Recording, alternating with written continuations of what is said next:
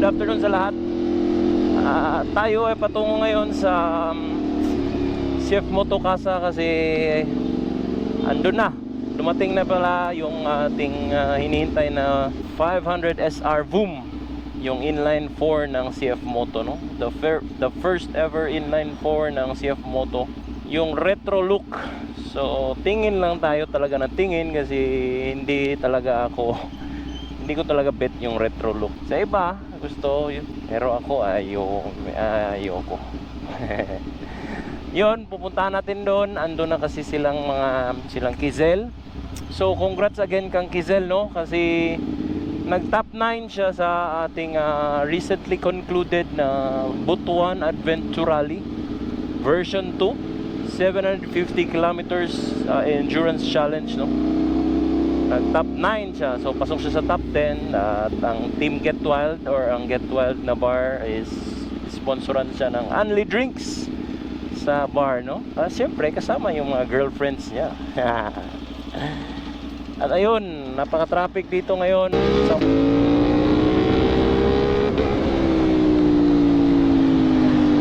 tangina, baka mapasubo tayo. Bang iba talaga yung sa performance ng ating motor kapag shorty against yung long pipe, no? Napaka torquey nito sa bottom RPM, pero na dun sa high, sa may malaking pipe is wala, ugong siya sa low, pero sa high galit na galit pa rin. Ito medyo hindi masyadong galit sa high RPM, no? O basically mas mataas yun ang top speed, ito torque. Tangina.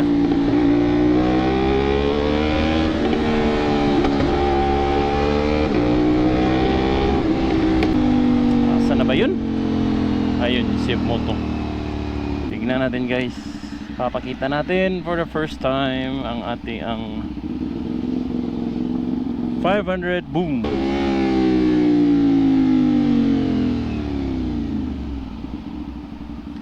Yan yung ni Kuan, no? Ni Jigs na ginagamit ni Kizel. Nanay ako na, uy. Sorry, kusog kisurbato. Si Il pala yan, no? Natapok na bidiri-tanan. So ito guys, yun, si Sir Bert. Good afternoon. Congrats, Pabski, Sir Pabski. May hapon. Facebook. So nagba-vlog pala dito rin si Speedy. Dili ko ganang retro. Grabe siya. Wow, paliton lang ganang retro. Congrats. Si Lady Jingjang pala guys, yung si Kizel, ha? Si Kizel yung nagnalo ng 9th place. Dili siya live, oy grabe. Vlog lang. So ayan guys, ayan si certified na kotsero sa ating Boom 500 SR, no? So napaka retrospect yung estilo niya, no? Yan. Ito po guys, hindi po yan headlight. Ito po yung inner ducts ng ating tawag dito. Ito tawag ganun eh. Kanang ram air intake. Oh, ram air intake, no? Kagaya ng mga 4RR na ZX saka yung iba pang mga super sport. So ito po yung headlight niya. High and low nandyan po dyan sa baba. Okay? CL, pa-on mo naman dyan si LB. Tina. Sir Mac, pwede yun?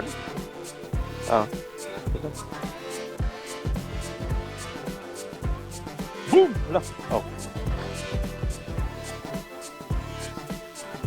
Okay. Yan.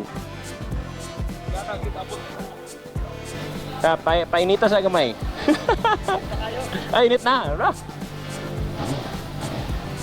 Yan po yung stock na sound niya. I-redline daw. Another one. Yan guys, napakasarap ng inline 4, no? Papabili ka talaga, no? So yan, brought to you by Certified Lakwachero, ang local motovlogger superstar natin na kasamahan sa CF Moto. So yan guys, it's our turn to nang mag share sa inyo ng ating specs ng ating Boom 500 SR. So again, ang highlight talaga nito guys is ang ating first ever CF Moto 4-cylinder inline 4 siya, 180 degree conventional inline 4. Yan. So pag ganyan, screamer po to na motor. So yung mga maiingay sa dulo, no, kasi ang tataas ng mga RPM niya. So I believe ang kanyang max RPM is around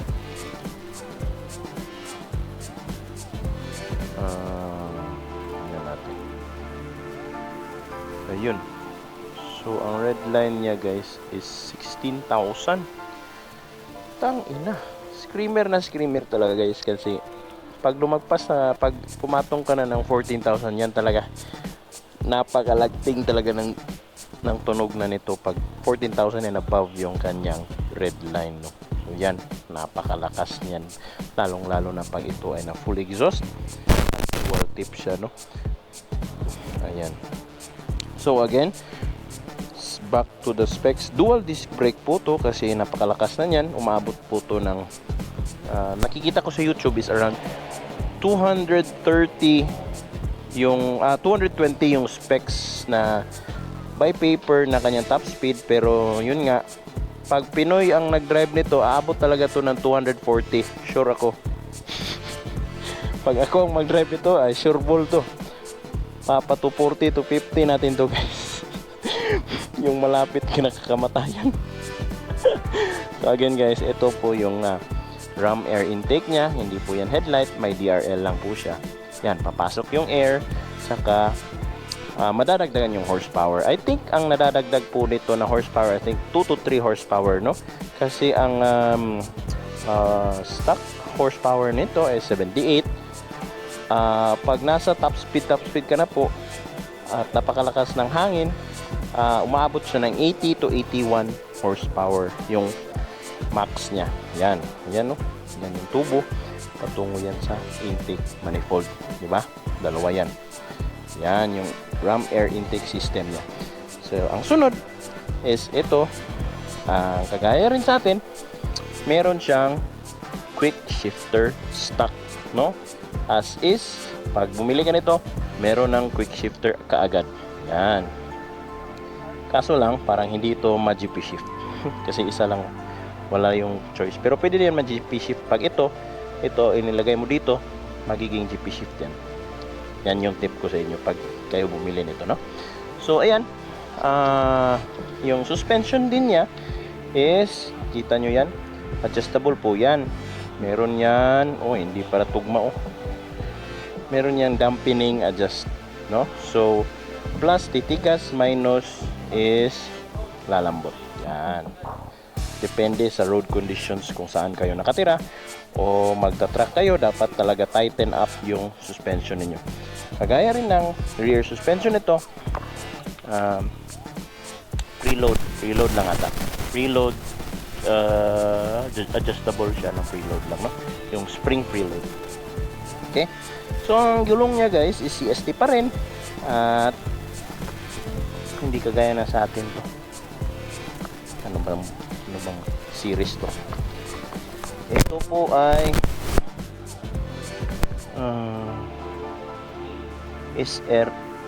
S3N Migra. Yan, Migra nga, S3N 160 over 60. Okay. So ito po yung bibilhin. Lalagay natin yan sa PSR. So yan yung stock ng Boom. Yan, ilalagay din natin yan sa ating motor. Di ba? So yan guys. Ayan. So again, dual channel o ABS pa rin. Ano ba tawag dito? Dual exhaust. Yan. Akala mo SC Project, no, pero hindi. Parang heat shield lang yata nito. Yeah? Kaya nga heat shield. Yan. Parang SC Project. So yan guys. So on na natin guys. Para sa inyo.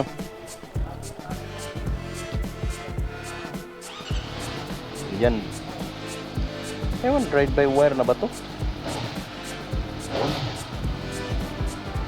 Ewan, parang hindi pa. Hindi pa nga. So, yan. Yan yung dash niya, guys. So, meron na ng kung ano, torque at power curve niya. Yan. Yan. Meron na siya. Napaka nice. So, alam niyo kung saan yung optimal na mag-shift kayo. It's between dito sa 10,000 or less than. Yan. Saka naka-traction control 2. At ano pa bang iban dito? Yan. Napakaganda, guys. Pero, nga, depende sa taste ninyo. Ako, hindi ko gusto ang retro na. Yan lang main conclusion ko, guys, no? So, para sa inyo, kung gusto nyo, ayaw nyo parang ganun, siyempre, bili nyo to.